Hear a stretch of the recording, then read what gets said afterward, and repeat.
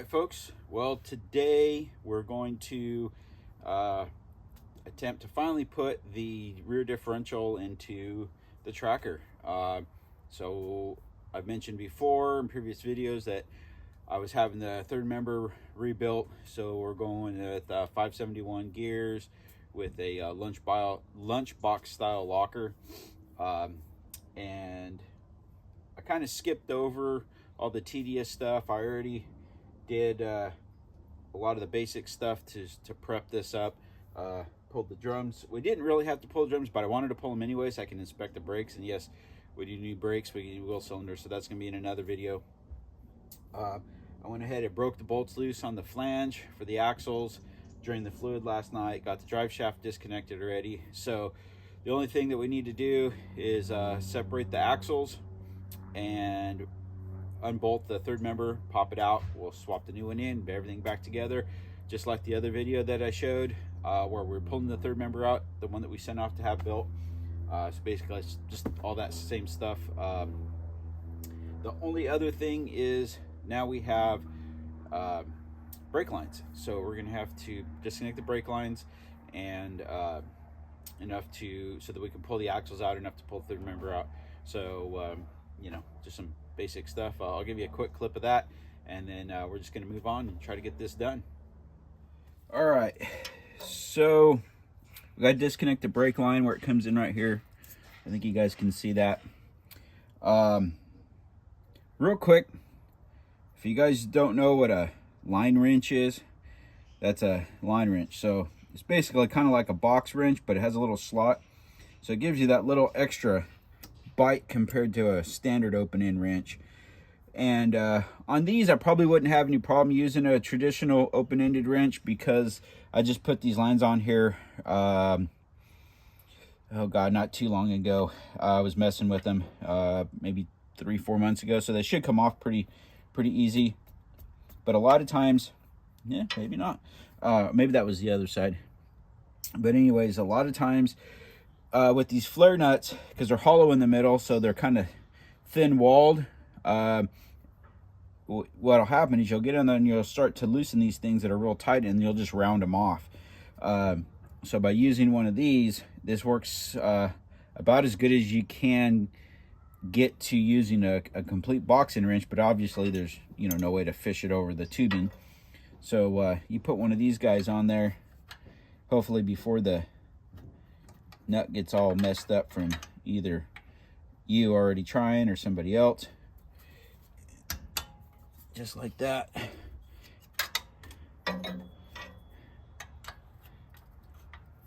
Now it's broke loose. So what I did is it's got me a little coffee can down here, because even though I don't know if you guys can see over here, I got a line clamp on here pinched off this brake hose. Ooh, excuse me. So that we don't drain the whole line out, because you're going to get some brake fluid. And now we'll get our 14 millimeter, take the nuts off these studs for the axles, slide them out, and do the same thing on the other side. Take the 14 millimeter bolts off that hold the differential on, get that seal broke, pull it out, clean the surface up, and then we'll throw the third member back in there. Basically reverse the process, and if things go well today, cross our fingers, those in the sun or whatever, we might even get to doing some brakes. Yeah, so we'll see what happens.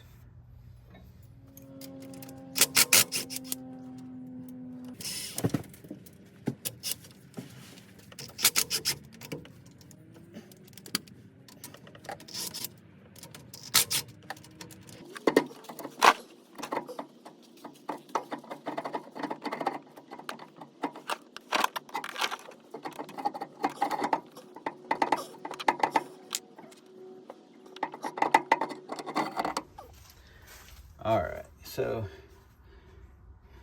just like I suspected, it's pretty clean in here. When I drained the fluid, it came out nice and clean. There's some real fine shavings on the magnet on the drain plug, but that's normal.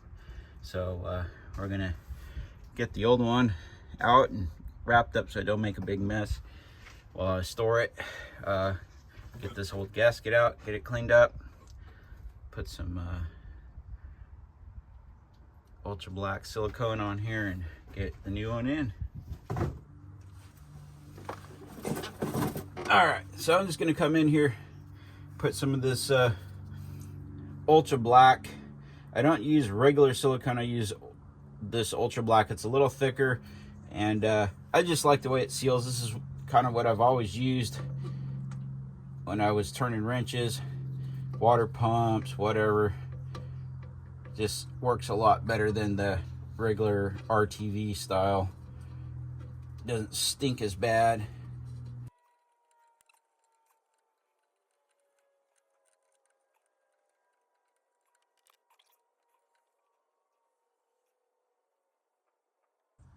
And no, I do not use a gasket.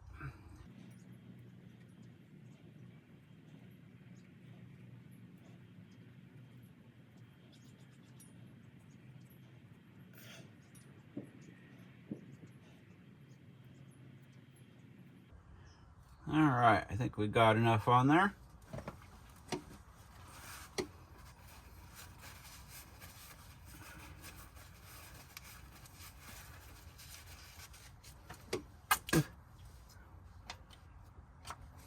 All right, now let's see if we can get this third member up in here. These things aren't super heavy, but when you're down here laying on your side, they can be a little bit of a pain.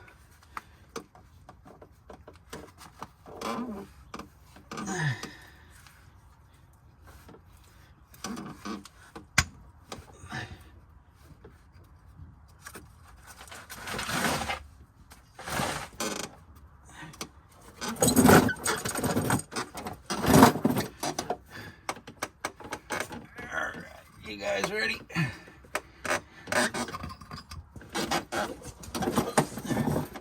All right, on the count of 3. 1, 2, okay, 2.5.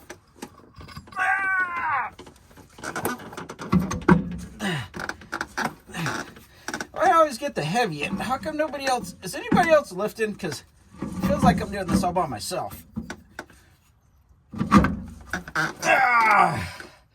Woo! And she's in. Okay, let's get a couple of bolts, nuts and washers. Let's get a couple snugged up here.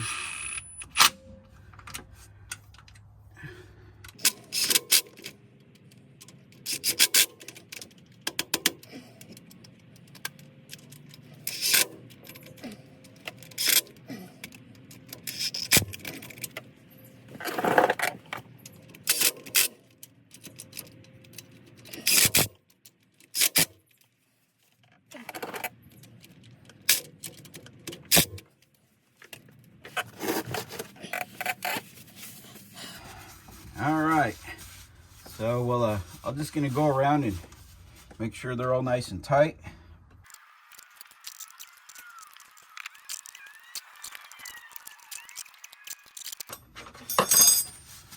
All right, she's in. She turns, that's a plus. Hold still, hold on. All right, so we're just gonna, you see, you just got that real thin little bit that squeezed out all the way around. That's all you need.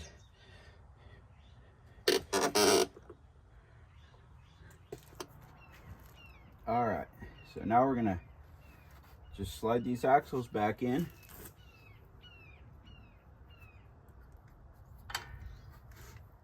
And make sure your parking brake lever is in the right position.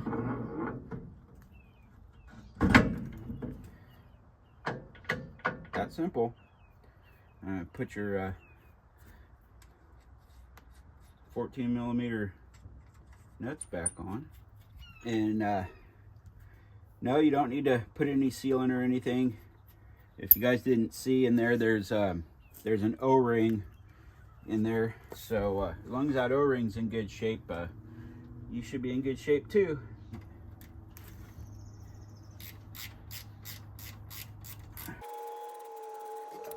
All right, so now all we got to do is put some gear oil in here.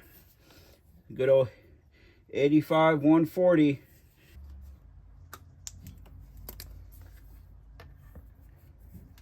Now I put the, you guys probably saw I put the stock, let me see, turn you guys, there. So I put the stock drain plug back in with the magnet on it. I will eventually go to a lower profile, or the, I think it's got like an Allen cutout or something in it, just to help so I don't ding it up on rocks and stuff. But eventually I'm going to put some armor plating under here to recess that so I wouldn't have to worry about it so much. But for now, that's what we're going to do, just to kind of get this old girl rolling and back on the road. And I'll probably change that plug out when I drain the fluid, and change it after we get a little break in on it. You want to put a couple 100 miles on these things before you really, you know, start hammering on these gears, just to get them broke in a little bit. All right, we got our 2 bottles in there. I don't know if you guys can see, we're just a little shy. I'm pretty sure we're just like right underneath the edge of this fill plug line here. Usually you just want it to start dribbling out, shows you you're full, but that's good enough for now. Next time I go to the parts store, I'll pick up some more gear oil. And just don't forget to remind me to top this off. I'm putting this stuff on you guys, so that's your guys' job. Remind me to top off the rear differential. All right, folks, well, we got it in. Got the oil in it. Just don't forget, I got to top off the rear differential. But that's it. It's kind of like I showed you guys in the other video, just taking it out. It's the same thing, putting it back in, vice versa. So, you know, I'm in my driveway. So don't be afraid. Give it a whirl. And if you guys like what you've seen, share with your friends. Don't forget, like, subscribe, share with your friends, ring that bell for notifications, and most importantly, be safe, and we'll see you on the trail. Traffic jam. That's what happens in Oatman. Traffic jams.